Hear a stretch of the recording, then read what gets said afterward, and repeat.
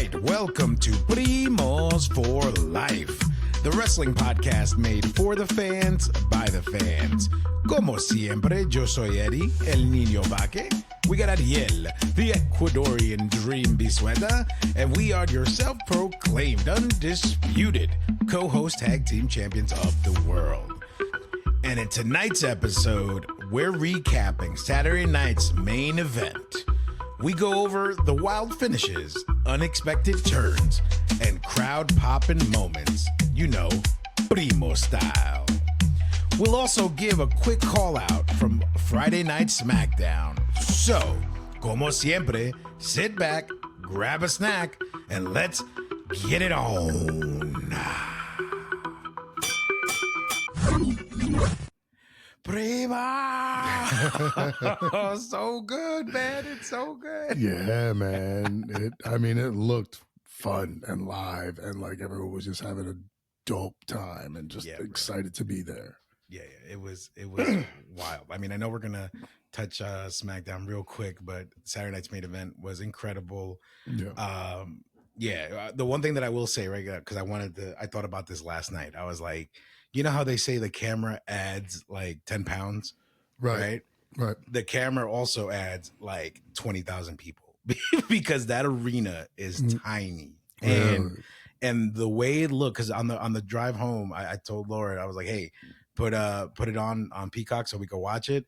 You would think it was at Madison Square Garden. Like, what does the venue hold on there? It's got to be like less than 10,000. It's like 8,000 people. Really? So it's perfect for wrestling. Don't get me wrong. The seats that we had, I was one row right below their version of the box seats, and I'm in there. We're in the camera, so you'll see us in the top left corner. I'm wearing my orange Yeet shirt. If you go back to that episode, nice.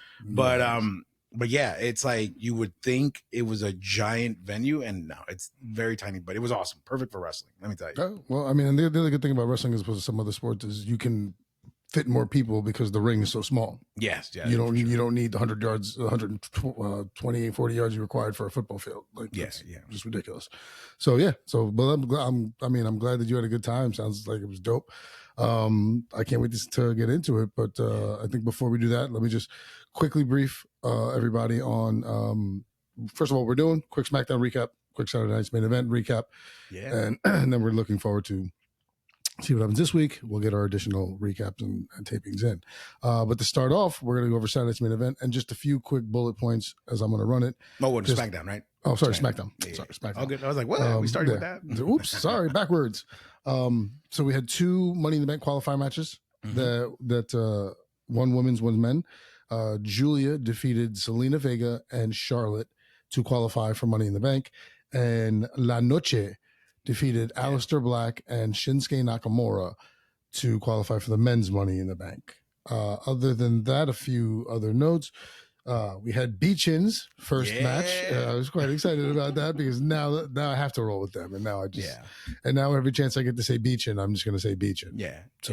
Beachin. No, but my thing was though, what I liked about it is like they've really done a good job like making me care about them, right? Because as soon as I saw them on screen, and then now that we've officially named them Beachin, we're just like, it's Beachin, let's go, let's go for the win, So I'm behind them. You're excited, yeah, man. Yeah, I'm down. I'm there, man. For sure. And then and then we had the championship match at the end, the tag team championship match with Fraxium versus the Street Profits, which started off incredible. Wow. Like always. I mean, we're not surprised. I mean, we got the Profits. These four are just amazing.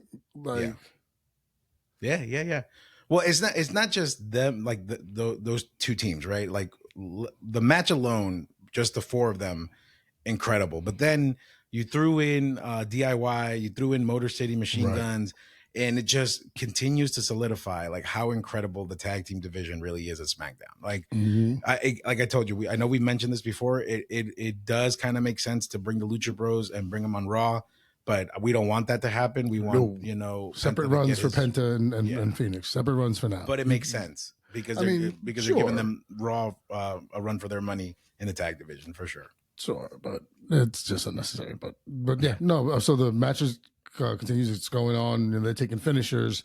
like you said, the run-ins, and then you know, right out of nowhere, everything just goes black. Yeah. And just you're like, what is happening? And then you can hear the cheers and the woos and and then the lights come back on, and in the center of the ring is Uncle Howdy and 5 of the Wyatt 6, which is ridiculous because they clear up shop, they knock everybody out. There's bodies everywhere, and the coolest thing about the way they ended that episode was because it was Wyatt's recent birthday.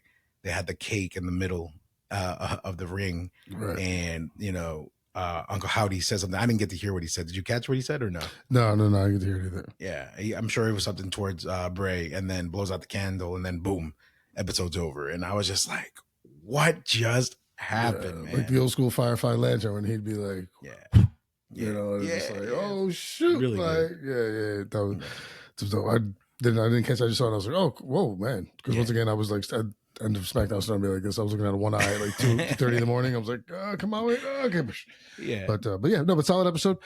So quick update on Money in the Bank. As of right now, as I have it, we have 3 of the women contestants: Bliss, Perez, Roxanne Perez, and Julia. And for the guys, we have La Noche and Solo Sikoa. Yeah. So yeah, it's a great fine episode of SmackDown. Good leading Solid. into the PLE. Dope ending. Can't wait to see what happens with that.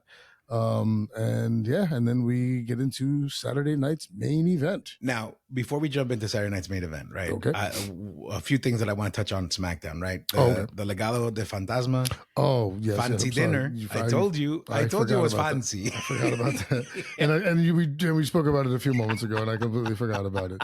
That was true, like Univision, yes, Dos Mujeres Un Camino style, like Marimar type thing. Oh my God, the wine glasses are poured perfectly. Always talking. He's just talking. More talk.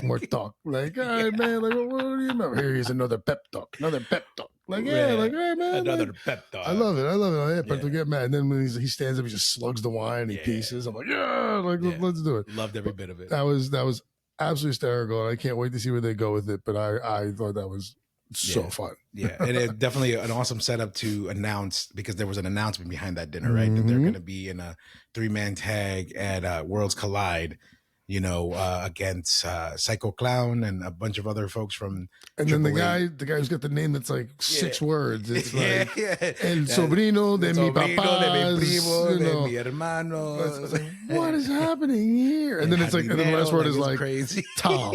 It's like, what? But really excited for that setup. And then here's the other thing that I'll touch on too, and then we'll jump into Saturday night's main event. So the Wyatt 6 thing, right? It brought back a memory, right? So basically, right before Bray Wyatt came back as the Playhouse version of it, right? And then the Firefly, yeah. Right. Before that, there was a time where, remember, he was away, right? Because I think he was dealing with a lot of his medical stuff or his, whatever he was going through. Right. And believe it or not, he was actually living and staying in St. Pete, Oh, really? And I'll never forget this. The gym that I go to, I'm usually like a morning person. So I go to the gym in the mornings. I go like 4 or 5 a.m. before work. But this one time I decided, you know what? I still want to get the workout in. I'm going to go like at 8, 9 o'clock. So I go there and I see this nice, G-Wagon parked up front, wrapped beautifully. And I'm like, oh, okay, this is nice. I see ballers come at this time, whatever, all good. Right. And I walk into the gym and at the corner of the gym, I see Bray Wyatt. And I was like, wow, and then, me being a fan, I don't want to attract attention, right? Because he's there to work, he's a person, he's trying to do his thing. Respect his time and his privacy and things like that, of course. Yeah. Now, the cool thing, though, is I was wearing my Wyatt gym shirt, tank top, underneath my hoodie, because I like to work out in a hoodie. Right. So that sparked the conversation, right? And I'm like, hey, man, just huge fan. Obviously, you can tell by the shirt. And it's like, oh, and he tells me this. He's like, bro, you know why I came up with that shirt? And I'm like, why? And he's like, because, man, I'm sure you've heard the stories online, but it's so true. He's like, Vince will call you at 2 a.m. asking you what you're doing and if you're going to go work out with him. Like, I'll be dead sleeping. And he'd be like, hey, Bray, what are you doing? You know, he's like, Vince, I'm sleeping. Like, what do you want from me? And he's like, nah, stop being a little wussy and come hit the gym with me. And he's just like, bro, we got to be on set tomorrow. You know what I mean? So what are we doing? So it was initially the shirt was created as a rib towards Vince. You know what I mean? So that's the story behind it. And then here's the part that I kind of regret, but again, I was just trying to be respectful.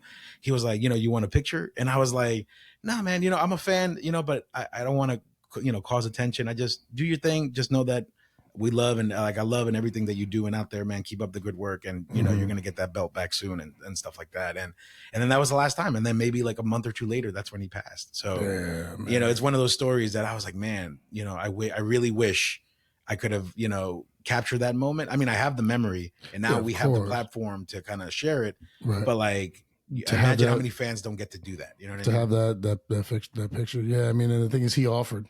Yeah, because that's the thing is a lot of time people like they'll ask, and the fact that he offered just shows like that's a genuinely nice dude. Like, for sure. This is something that I know a lot of celebrities don't like doing and only do it when they're asked.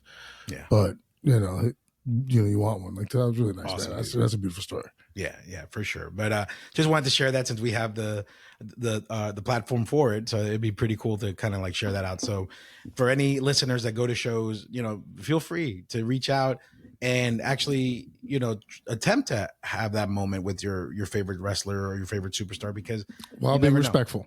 Respectfully, of course. Don't let me take a picture and like grab them by the neck. Be respectful. No. Don't walk up when they're in the middle of eating dinner with their kids and don't like run up on them. Yeah, just remember that they're people too, So absolutely. But all right, so Saturday night's main event, right? Let's jump into it. Okay. Now there was a fifth match added. Yes. To Saturday night's main event. Which I was surprised as well. I was like, wait a minute, what? I think I saw that when I was cleaning like the bar at the end of the night. I was like, oh really? Oh what? Yeah. What? Okay. Yeah. For sure. And then so actually the dark match of the night, actually, that what people didn't get to see. Exclusive. No, it was LWO opening up the show with against the Creed brothers. So awesome spots, right? You got the LWO and they're flying all over the place, jumping outside of the ring. Amazing way to like get the crowd going as people are coming in, because there were still people outside or trying to buy shirts and stuff like that. Right. Ultimately, Creed brothers get the win. Because it was funny, right? Because they were the heels and LWO was the baby faces, so they were the favorites. But I would have thought they would have been more of the favorites, but everybody was for American made in that arena. So really? I was the only one like LWO, and everybody's like America, and I was like, oh, that's right, I forgot I'm in Tampa, Florida. Do you know where you are? Like, do you remember where you live? Yeah, I know. Hey, I had to give it a shot. I had to represent. You definitely had to. But I'm saying, like, the fact that you're surprised is surprising to me, because it's like, I know, dude, you are in like the place of places. For sure. So just wanted to share that. But great match. Great way to start the match. And then we get Lillian doing the national anthem. She comes out. Beautiful Always voice. Nice to see Lillian Garcia. Always nice. Yeah. And awesome presentation there. And then to my surprise, we get the first match of the night, which is Rollins and Braun Breaker versus Punk and Sammy. And wow, what a way to open up the night, man, because that arena I was exploded. quite shocked. But then again, to what you had said a couple episodes ago about what Shawn Michaels said, is like, no, the opening match, you need something to keep people engaged. This isn't like you put your worst match on the card first. Right. Like, let's set the tone, keep them engaged. Like, that's what you need to do. You can't put that bad match on, or not that bad match, but the match that is getting it the least amount of juice, to start the night. That does nothing for you. People want to ride that high. So so great match. And what a high it was, because we got the return of Bronson Reed right at the end of that match. And all the spots were fantastic. Punk did amazing. Sammy did amazing. Rollins, Braun, everybody, even Heyman, right? It was good to see Heyman interfere. But then that surprise, first swerve of the night, right? Because there were plenty of the night. First swerve of the night, we get Bronson Reed returning. He looks a little bit thinner. He looks like he's lost a little weight during his time away. He does. But I mean, you got to figure with his injury. I don't know if it was a knee injury or whatever. Like, you have to lose weight to be able to keep weight off of that knee. So you can get that thing better. So he had to, but he looks good. And because at first it took me a second to realize who it was, because I was like, oh shit, that's him. Like, okay, maybe it was the fact that he was in all black and slimming or whatever. But no, he looked good, and it was just I was surprised because I'd called 2 or 3 different surprises, and it's like okay, it's gonna be Bronson Reed, because I'm sitting there and I'm like, whatever his move when he jumps off the top. Yeah. He did it like 6 times to Seth freaking Rollins. So it was all forgiven. Is he like, if he's crazy enough to do that, now I'm going to hire him on my team, because then I'm going to have him, Bronathan Breaker, and, and we're going to run stuff. Yeah. No. I was surprised to see him too, because it seemed like there is a pass with both Seth and Braun with Bronson, and it was just weird that they bringing him into the fold and like all is forgiven sort of thing. So, but maybe the angle here is like, hey, all is forgiven because there's a bigger picture, there's a bigger goal, and the only way to get there is by actually, the friend of my friend, is actually, or the enemy of my friend is my friend, or whatever, however it goes. You know what I'm saying? Yes. But the enemy of my enemy is my friend. There you go. That whole spiel, right? But overall, great match. I was wrong with my pick, right? Because you picked, I picked Punk for the win, right? Yes, yeah. You picked Samuel and Punk. And I took Bronathan and so but I knew the swerve was coming, just didn't know from where. Thought maybe it was the Sammy Heels, which I saw an opportunity for at one point, and I was like, "Ooh, is it? Gonna get it? Is it?" And then it didn't happen. And then Bronson Reed came out and just sent Punk through the barricade. The barricade. I was like, "Oh man, geez!" Like, so, but no, great match. I mean, the match itself was solid. Up until all 4 guys are great workers, so it's good. And then fun ending with the swerve, first of many. See, the next match is actually the surprise entry, right? Which was the women's match between Zelina Vega and Chelsea Green for the U.S. Women's Championship. And I know by default we know who we're picking for Zelina Vega in this case. But I will say, unfortunately, because I was there and I was watching it live, I really wasn't crazy about this match. I feel like they've had better run-ins before. It was a little bit sloppy, in my opinion, especially watching it live. But maybe you saw something different. Maybe the cameraman made it look better. But for me, I wasn't crazy about it. It was my lull match of the night as well. And not because these two aren't great workers. Like you said, they've put on great matches before. Yeah. The ending was great. The code red that you lived from the top was the top rope. That was dope. It was great. But I with you was just like, okay, like I feel like they just kind of rushed this, threw it together, and they, as great as the workers are in terms of the superstars and their in-ring talents and everything, you want to build a little bit of a storyline. It means a little bit more. The matches, you tend to be more invested, and you're not quick to call out a few slips or spots or whatever have you. But okay, match. Zelina wins. Knew it was going to happen because not going to pull it off for that early, right? So, but yeah, I thought it was okay. Yeah, agreed. It was okay. I was trying to root again, but everybody was for Chelsea Green. Obviously the crowd. My bad. But we get a free point there because we both default would have picked Zelina regardless. Yeah, that's it. Yeah, so you're 2-1 right now. You're 2. I'm 1. And then the next match, right? Let's see. It wasn't the cage match. It was Cena. Now, let me tell you, right? Because I was walking through the arena and I wanted to see where the shop was. I got the Tampa shirt, by the way. Okay. But I was like, I got my eyes on the Ron Cena shirt, and I was like, I need to get that. And I was like, I'm gonna get you one. I was like, we need to get that. I was about to say, dude, if you saw that, you grab one for me on the spot. Absolutely. Well, I was thinking about getting it on Monday, right? Because I'm gonna go back Monday. Well, But yes, I saw that and I was like, I want that. I need that. Like, I got the Tampa Bay one, but I need that Ron Cena shirt. Fantastic, bro. That he is a fucking treasure. He is such a treasure. He's such a treasure. He's such a treasure. Such a treasure. I love Ron. He's the best. Yeah. That shirt, when he came out, and it's funny because I was working with my homie Jason yesterday, and he was like, I'm just checking real fast. I was like, all right, I don't want to hear anything.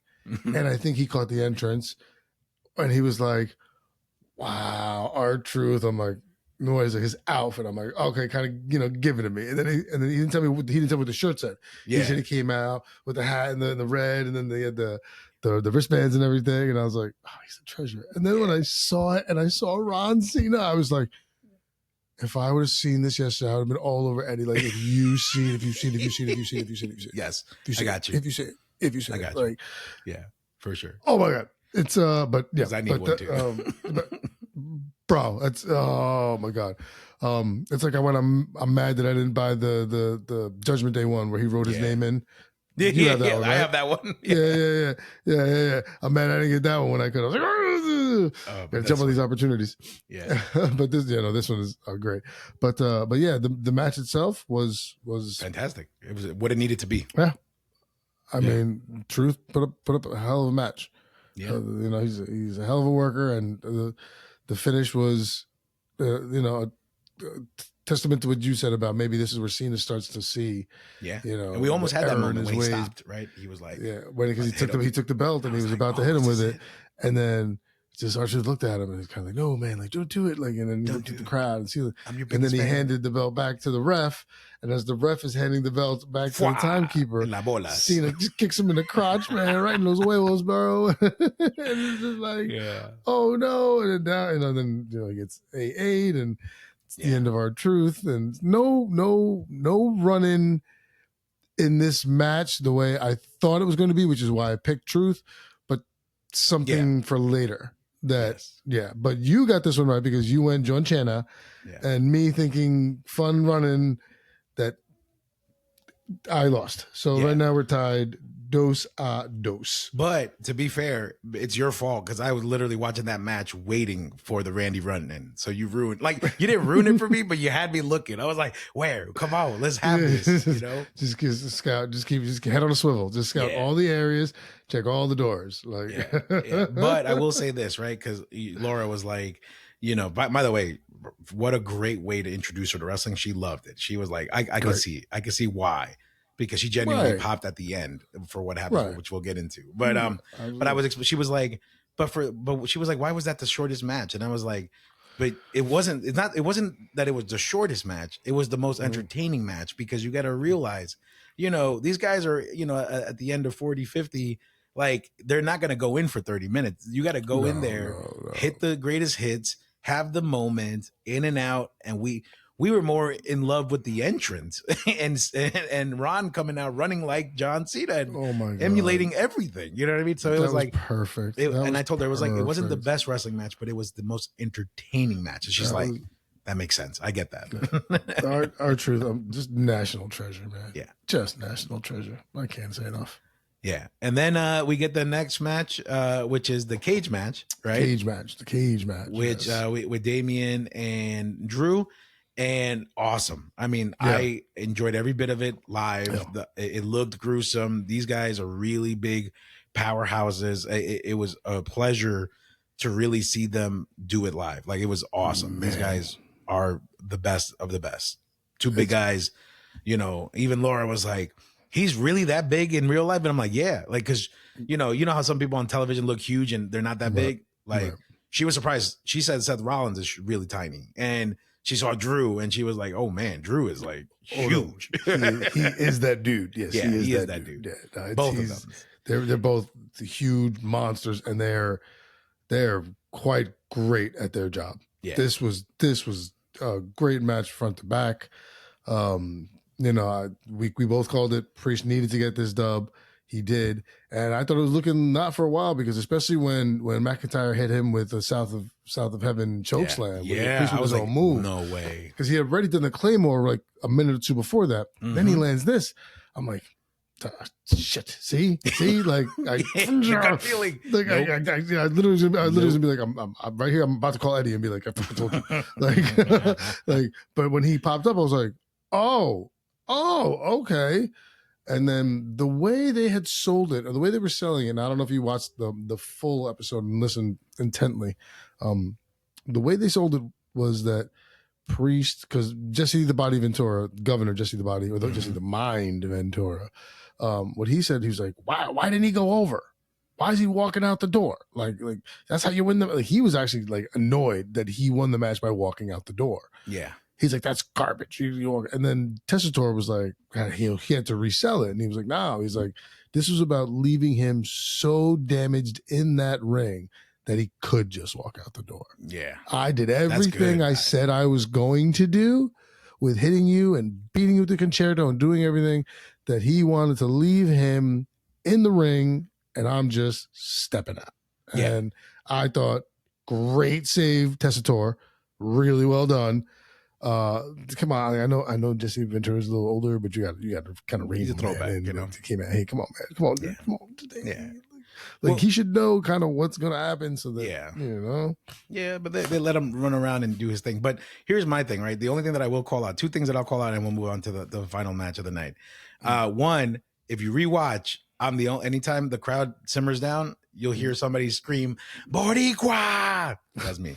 Because I was trying to get Davey, you know, getting some, but again, the crowd, my bad. That's one. Two, I thought the match, and correct me if I'm wrong, aren't all steel cage matches either climb over or walk out the door? There was a pinfall attempt in there. Did they add that? Because I was like, that's a mistake. That shouldn't have been a pinning. You know what I mean? Mm-hmm. Because there is a 2 count. There is I think you can win a cage match with a count. I always thought it was like one or the other. No, because then you can't submit or pin, right? That's what I always thought. Submissions, I don't think are illegal. I mean, there's certain matches that I know have been definitely you have to go over the top. The only option is to go over the top. Right. But I don't know if that was a special stipulation. Okay, all right. I think you and I are terrible wrestling fans for not knowing this off the top of our head. It was just an observation. I thought going into this match, over or out the door, no pinfalls or submission. I saw a pinfall attempt, you know, because I think what's her name, AJ? Is that her name? She went down for the count and she did the ref was in there. But I was like, okay, AJ. Yeah. So, but just an observation. No worries. I mean, I'm sure you know. We'll fix it. Somebody will fix it later on. I mean, I think there's got to be they have to be able to allow you to pin somebody in the cage. So I mean that's the yeah, okay. I mean, I'd imagine. I don't know. Yeah. And then we get and then this was surprising to me. We get the last match of the night, which is Jey Uso and Logan Paul. What a tremendous entrance from Jey, coming all the way from the top of the arena, coming all the way down. That should tell you how small the arena is. 27 minutes later. Yeah. And then that's my call out, right? Because on the hard camera side, the timer's there. The clock is there. So I'm looking at the clock and I'm like, it's almost 10 o'clock. This match is going to be less than 10 minutes. Mm-hmm. But we see why, right? Because they get into it. They start duking it out, you know, spots here, spots there. And then out of nowhere, right, we get John Cena coming out to the ring, causing a ruckus, right? Because before that match, there was a little segment, right, that we saw John Cena saying. I was going to ask you if they showed you the promo in the stadium or in the arena. Yeah. Because the promo was Uso like just walking out and Cena stops him. Mm-hmm. And then he says, you know, hey, you know, it's been a long time. And Uso's like, yeah. Last time I saw you, I was throwing you over the top rope and winning the Rumble. Hey. And he's like, okay. He's like, yeah, I'm good. That's funny. He's like, well, you know, what wouldn't be as funny as if I were to retire with this around my waist and you were to lose to the YouTuber and he would have the belt. Wouldn't that ruin wrestling? Yeah. And like, yeah. So, and to be honest with you, I thought that was a quick setup for Night of Champions, but no, it was for right then and there because again, Cena comes out, you know, pulls the ref out. And then out of nowhere, we get adrenaline in my soul. Genuine pop. That entire arena blew up when that song came out. I told you something big had to happen because it was on NBC. Yes. They needed some kind of big ass moment. I thought they were going to give Cody more time off. I'm glad I was wrong. Yeah. Welcome back, Cody Rhodes. Yes. Welcome back to Cody. What an amazing way to bring him back to set up the next match too, right? Because at the end, they're like, hey, you know, I see you got your partner and I got mine. We'll see you guys at Money at the Bank. And it was like, okay, now we got the next match set up for that event, which is perfect way of doing it if you think about it. Because again, we have such a short time until Money in the Bank. So right. Yeah, Money in the Bank's like 2 weeks away? Yeah. Something so like good way to build up to end all the stories or end the current feuds or whatever's happening now, but also great way to build up the next chapter for Money in the Bank and for Worlds Collide, because these announcements in Friday and Saturday were all, announced on, leading into the end of this event. So overall, fantastic, fun, little off screen stuff that we saw. Jay stayed in the ring, thanked Tampa, talked about how he used to live in a little apartment on Fletcher Avenue, which is a few minutes away from the arena.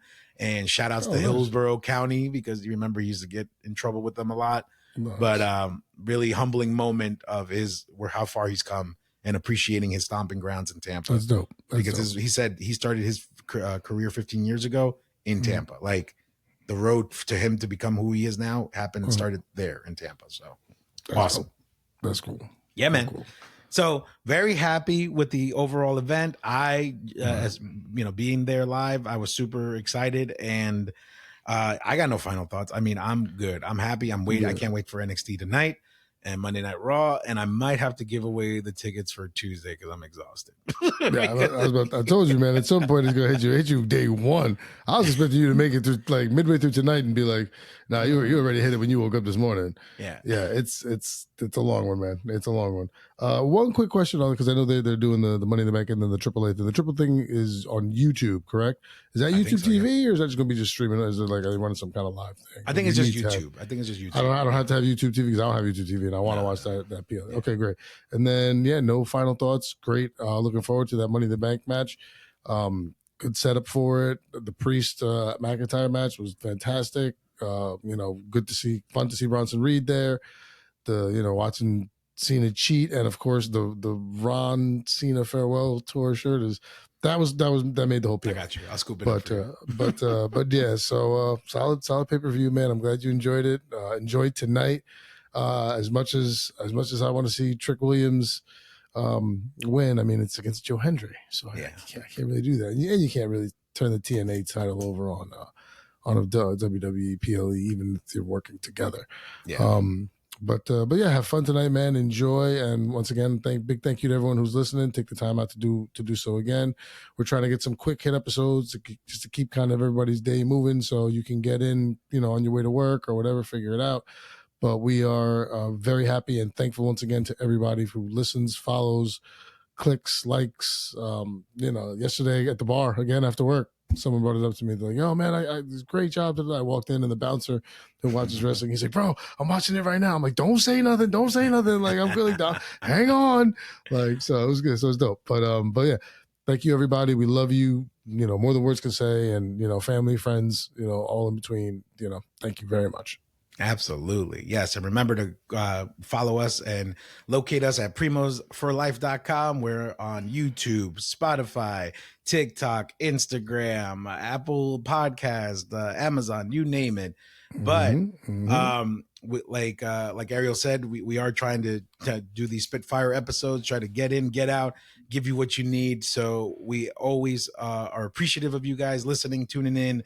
I just want to put this out there. We have seen a shift, right? It seems like a lot of people have moved from the Spotify area, and now they're moving more towards the YouTube, because I guess they're watching more or listening more through that podcasting service. So as long as you're listening and watching from somewhere, we definitely appreciate it. Pick a lane and go for it. And if you like the more in-depth episodes, let us know. Because if you want, we can do a 10-minute hit on the specific thing that happened or something like that. I mean, a quick reel, or if, we can just say, instead of capping whatever 30 minutes, we'll go 45, what have you.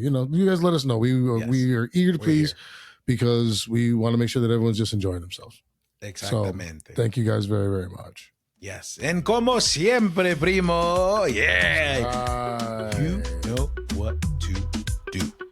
Ladies and gentlemen, as always, thank you very, very much for sitting with us, listening to us, and kind of having a good time along with us.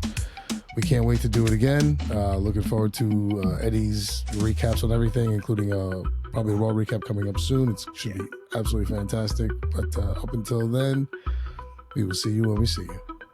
We will see you when we see you. Take care, everyone. Oh, that wasn't a finger. That was my pen. My finger's the pen. We'll see you when we see you. Take care. Later.